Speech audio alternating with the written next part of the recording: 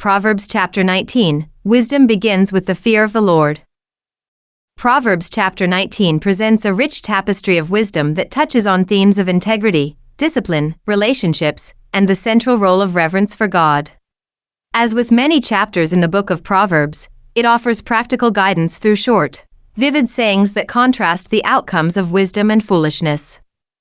At its core, this chapter underscores the truth that living in the fear of the Lord leads to a meaningful, secure, and honorable life. The chapter begins by declaring that a poor person who walks in integrity is better than someone who speaks perversely and is a fool. This sets the tone for a recurring theme: character matters more than wealth or status. Throughout the chapter, those who act with honesty, humility, and self-control are praised, while those who lie, scheme, or act rashly are warned of inevitable consequences. Foolishness is not just a lack of intelligence, it is a moral failing that leads people away from God's path and into personal ruin. The writer points out that people often bring hardship upon themselves through poor decisions, then irrationally blame God for the consequences, reflecting a twisted view of justice and responsibility.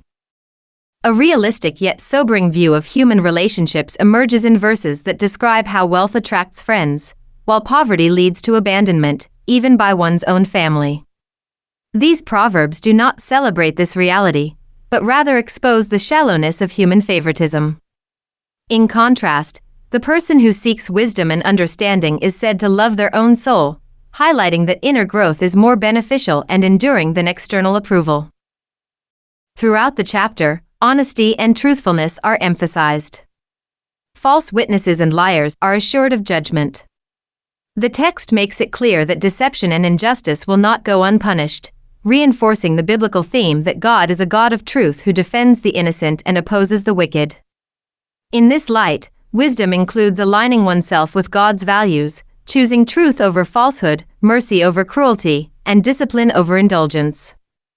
Family dynamics are also addressed. A foolish child brings ruin to a father, and a quarrelsome wife is likened to a constant dripping, both images expressing the deep emotional and spiritual impact of strained relationships. Yet, while houses and wealth can be inherited, a prudent wife is a gift from the Lord. This acknowledges that some of life's most meaningful blessings, such as a wise and supportive partner, come not from human effort alone, but from divine providence. Laziness is criticized as a self-destructive habit. The lazy person is depicted as too slothful to even feed himself, suggesting an absurd level of inactivity. In contrast, diligence and obedience to God's commands are shown to preserve life. Moreover, generosity is praised with a remarkable insight: giving to the poor is seen as lending to the Lord, and God Himself will repay. This affirms that acts of compassion are not forgotten, but are honored by God. Parenting and discipline are also key topics. The text urges parents to correct their children while there is still hope, indicating that discipline is not cruelty, but a form of love that seeks the child's long-term good. Similarly, those who refuse correction or reject instruction are warned that they will stray from wisdom and face serious consequences. The path to maturity involves listening, learning, and being willing to change. One of the most profound statements in the chapter comes in verse 21, "There are many plans in a man's heart, nevertheless the Lord's counsel, that will stand." This reminds readers that human ambition and strategy are limited, and that God's purposes ultimately prevail. It calls for humility and a deep trust in God's sovereignty. The chapter culminates in a powerful promise: the fear of the Lord leads to life, and he who has it will abide in satisfaction. He will not be visited with evil. This verse captures the heart of the entire chapter.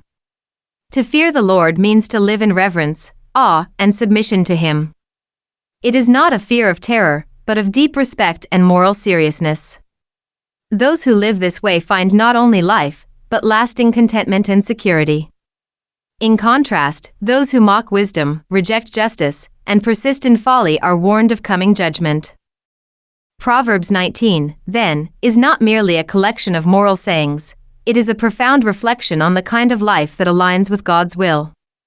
It calls readers to pursue wisdom, practice integrity, love discipline, and live in the fear of the Lord.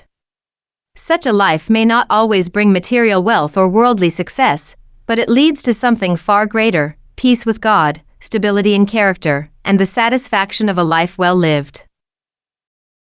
Chapter 19. Better is the poor who walks in his integrity than one who is perverse in his lips and is a fool. Also it is not good for a soul to be without knowledge, and he sins who hastens with his feet. The foolishness of a man twists his way, and his heart frets against the Lord.